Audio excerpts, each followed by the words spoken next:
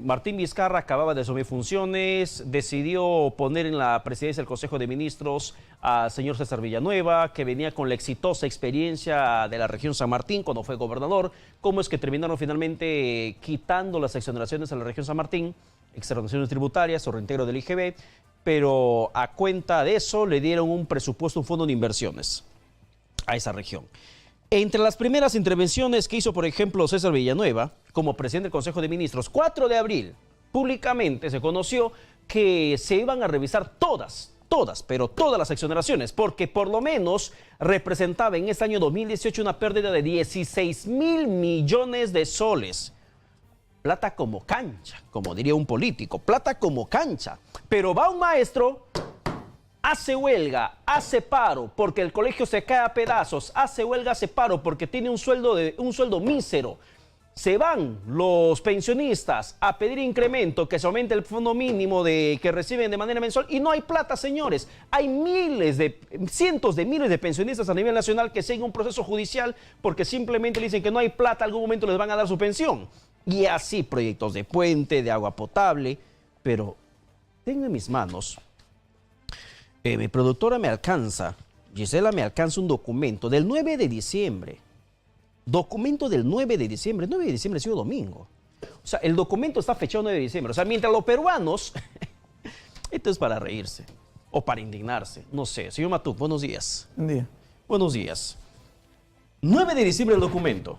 Claro, recibido el 10 de diciembre. Mientras que los peruanos estábamos embuidos, hipnotizados con el tema de referéndum, marcando sí, sí, sí, no, como ganó finalmente este proceso de consulta popular, ese mismo 9 de diciembre, el presidente Vizcarra ingresó al Congreso, bueno, redactó, firmó, no ingresó, firmó el 9 de diciembre, firmó un oficio dirigido al presidente del Congreso, Daniel Salaverry, que luego fue ingresado al día siguiente, a las 11:16 de la mañana, en la cual pide, básicamente, revisarse el tema de la devolución de impuesto general a las ventas, el tema de exoneraciones tributarias en torno a la actividad minera y en torno a la exploración petrolera. ¿En qué consisten estos proyectos, estas normas? Bueno, aquí lo más curioso es que el presupuesto de la República, que ya tiene exoneraciones, se aprobó el 30 de noviembre. Con el problema, ya que se señaló en su momento, que no se conocían quiénes eran los beneficiarios, los RUC, que eran beneficiarios, y qué ventaja había producido al país esas exoneraciones en esas empresas. Se aprueba el presupuesto de la República y tenemos que en la euforia de los resultados del referéndum, el mismo día del referéndum lo redactan, al día siguiente a las 11 de la mañana lo entregan, perforan el presupuesto aprobado 10 días antes. Perforan. Perforan, porque ahora, el 30 de noviembre se dijo, los ingresos fiscales del 2019 serán tanto, el equilibrio fiscal será tanto y los gastos serán tanto. Ahora resulta que va a faltar plata. Porque si yo estoy exonerando un tanto, va a faltar plata para lo que se presupuestó. El tenor de este documento que el mismo presidente de la República, Martín Vizcarra Cornejo, firmó el 9 de diciembre mientras la gente estaba yendo a votar. Ese mismo día, él firma ese documento. ¿Con qué tenor, con qué intención? La intención es exonerar a las petroleras y a las mineras de pagar el IGB en las adquisiciones que hagan para explorar. Aquí el problema central es la mala fe que ha habido en hacerlo a escondidas o aprovechando la euforia, porque el presupuesto, si esto fuera una voluntad honesta, hubieran dicho en el debate del presupuesto, que es todo noviembre, miren, es importante para el Perú, toda la música que conocemos. Aquí resulta que nos quieren tomar por sorpresa.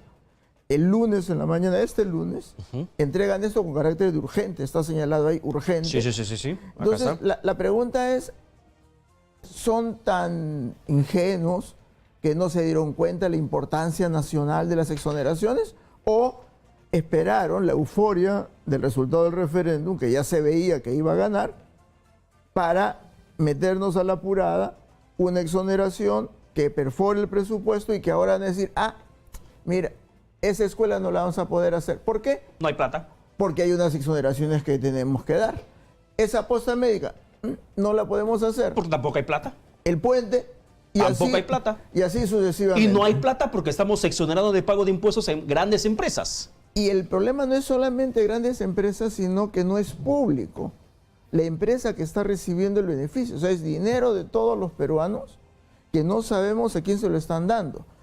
Para Juntos, que es un subsidio, sabemos, hay una lista de DNIs, está en la página web de Juntos, y uno dice, fulano de tal recibe 100 soles. Sí, pues mira dónde vive, mira las condiciones que está. Pensión 65, sí, pues ahí sí sabemos quién lo recibe.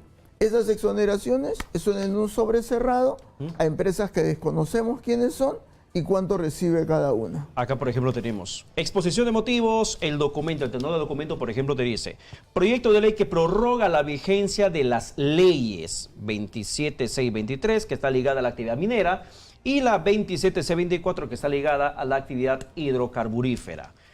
Estos proyectos, ¿cuántos, si se termina aprobando, porque ha sido remitido al Congreso para su debate, para su prórroga, cuántos millones, porque no voy a hablar de miles, cuántos millones, o si cabe, cuántos miles de millones de soles vamos a dejar de percibir los peruanos por favorecer económicamente a esas empresas? Ya.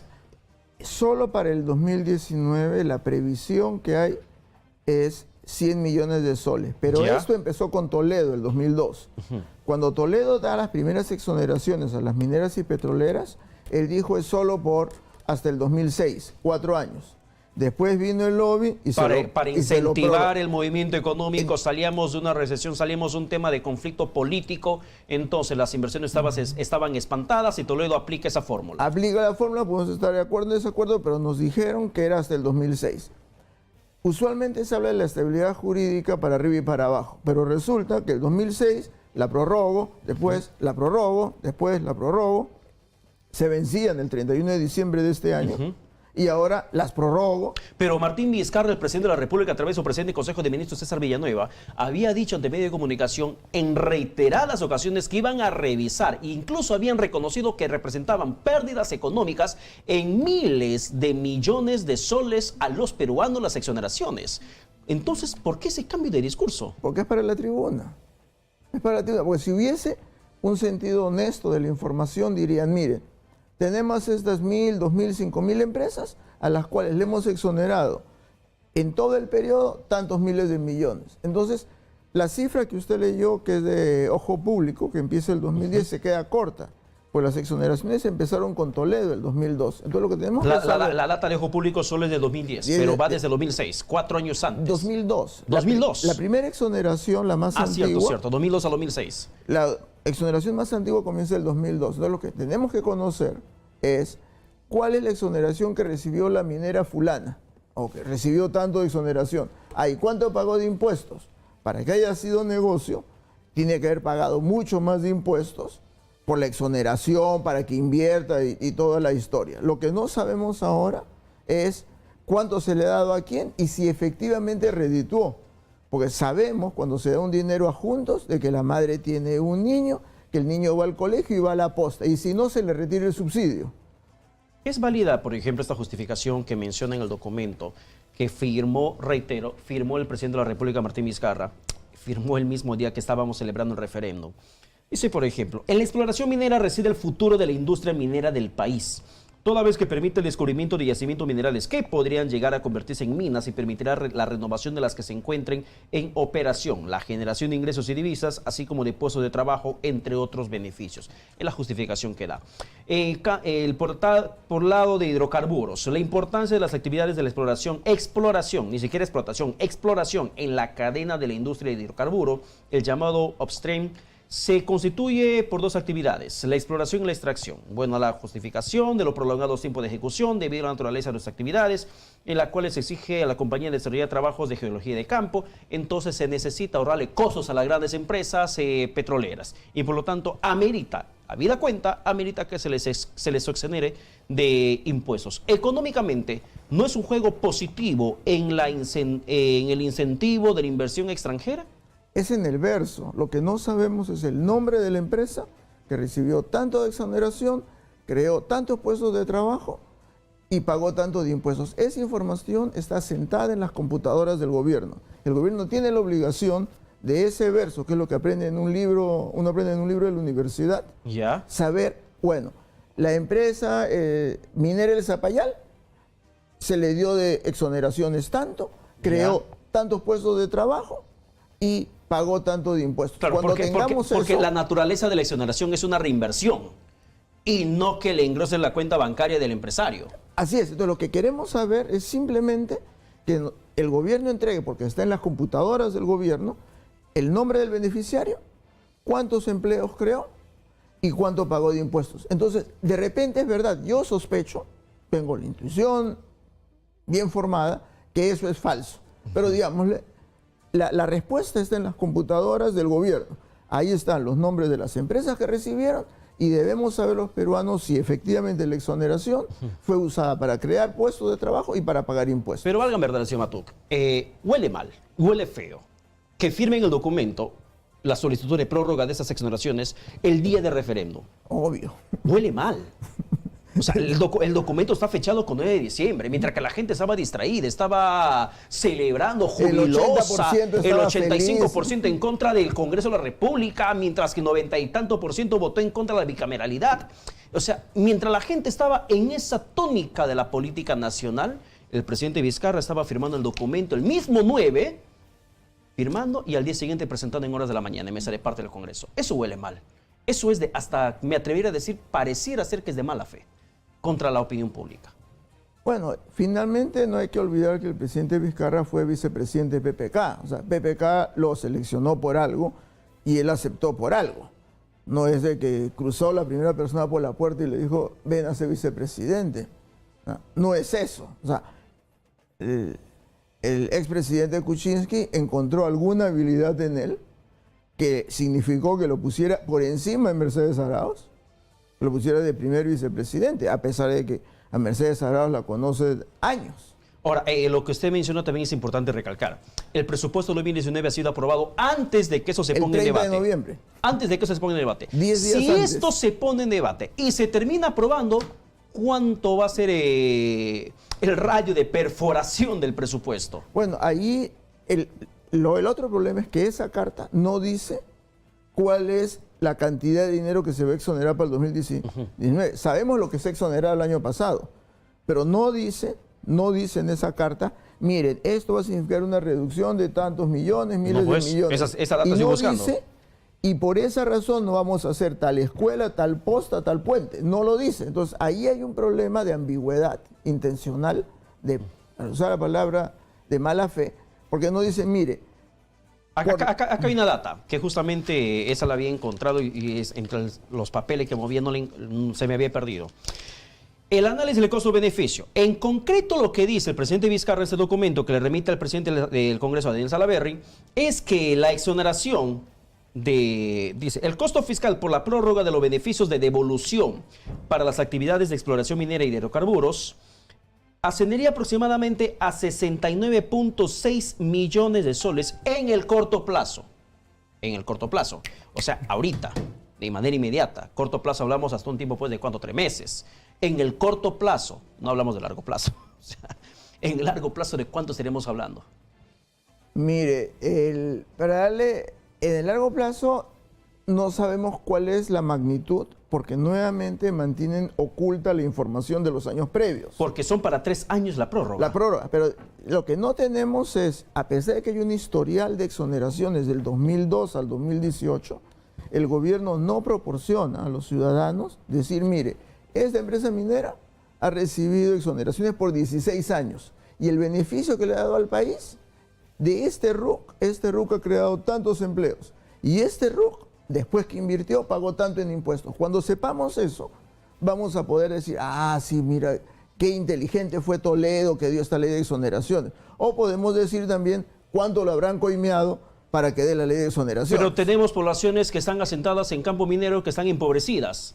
Tenemos Cajamarca, una región tan rica en recursos mineros que es la región más pobre del país ahora mismo. Tenemos Loreto, una región tan rica en temas de recursos de petróleo que es una de las más pobres a nivel nacional. Tenemos a regiones al sur del país como Puno que tiene recursos para que pueda vivir de la minería eficiente y responsable, pero es una región tan empobrecida con altas cifras de pobreza, altas cifras de anemia. Estamos hablando de zonas mineras e hidrocarburíferas, petroleras en regiones en el país que no han podido superar su nivel de pobreza, porque la gente, incluso la que vive alrededor de los campamentos petroleros, de las bases petroleras, alrededor de los campamentos mineros, son poblaciones empobrecidas. Claro, pero justamente ahí viene el tema. El gobierno tiene sus computadoras, las mineras, las petroleras que han recibido la exoneración. Tienen sus computadoras la cantidad de empleo que han creado y tienen sus computadoras cuánto de impuesto han creado. O sea, el gobierno tiene la obligación de revelar esa información para que los congresistas que nos representan a todos tomen una decisión informada. Mientras tanto, esto es pura propaganda, compre este detergente porque es el mejor. O sea, es pura propaganda, no tenemos evidencia material de los beneficios que hay. Y la evidencia material es RUC, número de trabajadores, impuestos pagados. Y estamos hablando, señor Matuk, para terminar, estamos hablando solamente de dos sectores. De infinitas exoneraciones. Porque para este año, según la data del mismo gobierno, sería 16 mil millones de soles lo que dejemos de ver ingresar al erario nacional, al fisco nacional, producto de las exoneraciones tributarias. Por ejemplo, una última detalle de una exoneración que me parece flagrante. Solo el 1% de los ahorristas tiene más de 100.000 soles en los bancos, que es un montón de dinero, solo 1%. Y ese 1% le exoneran de impuestos a las ganancias de tener su dinero en los bancos. O sea, tenemos una ley de exoneraciones a los ahorros por encima de 100.000 soles, porque poca gente, o sea, en las estadísticas oficiales, solo el 1% tiene capacidad de ahorro por encima de 100.000 soles. A esos les exoneran también los impuestos. Y ese es 1.200 millones de soles al año. Ese es mucho más flagrante. O sea, el 1% más rico del Perú logra que no pagar impuestos por las ganancias de no hacer nada. Pongo mi dinero en el banco, lo miro, me devuelven una ganancia y contra esa ganancia no pago impuestos. Las universidades privadas, por ejemplo. Universidades privadas. Más de, cerca de, si no es más, 2.000 millones de soles que se terminan beneficiando las universidades privadas. Los propietarios de los propietarios que no pagan el impuesto en nombre de la educación. Claro, ese es el problema que tenemos. Además, el otro problema nuevamente es que no tenemos la evidencia. Como yo le digo, si nos dijesen la exoneración para el RUC, Universidad Z, ha generado tantos empleos y ha pagado tanto de los otros impuestos, estaría dispuesto a conversarlo. Lo que tenemos es un secretismo en el manejo de las exoneraciones, que es lo que hace razonablemente dejar de creer en esta historia de que las exoneraciones son beneficiosas. Porque cuando luego se va un maestro, pide más sueldo, no hay plata, pide pan, no le dan. Y desgraciadamente, así como pasa con los maestros, pasa con poblaciones empobrecidas, poblaciones que están alejadas, que esperan por la aprobación de un proyecto de agua potable. Y curiosamente, por ejemplo, hablando de agua potable, para terminar, hablando de agua potable, no hay plata, por ejemplo, para que el Ministerio de Vivienda y Construcción y Saneamiento compre su propio local. Por ejemplo, más de 500 millones de soles se gasta para la compra de un local y para eso han tenido que desfinanciar 4 proyectos de agua potable en Lima y al interior del país. 4 proyectos. O sea, hablamos de más de por lo menos 500.000 de habitantes, 500.000 de peruanos que terminan siendo afectados por la falta de dinero para que puedan comprar su local. Les quitaron el presupuesto del proyecto de agua potable para que compren un local administrativo del Ministerio de Vivienda. Esa lógica, por ejemplo, la verdad que es bastante descabellada. Ahí está el dinero de las exoneraciones. Ahí está, exoneraciones. Pero es más fácil regalar plata que precisamente buscar el beneficio para todos los peruanos. Señor Matuk, muchísimas gracias. Gracias a usted. Muchísimas gracias. Vamos a la pausa, regresamos con más aquí en La Verdad en Exitosa.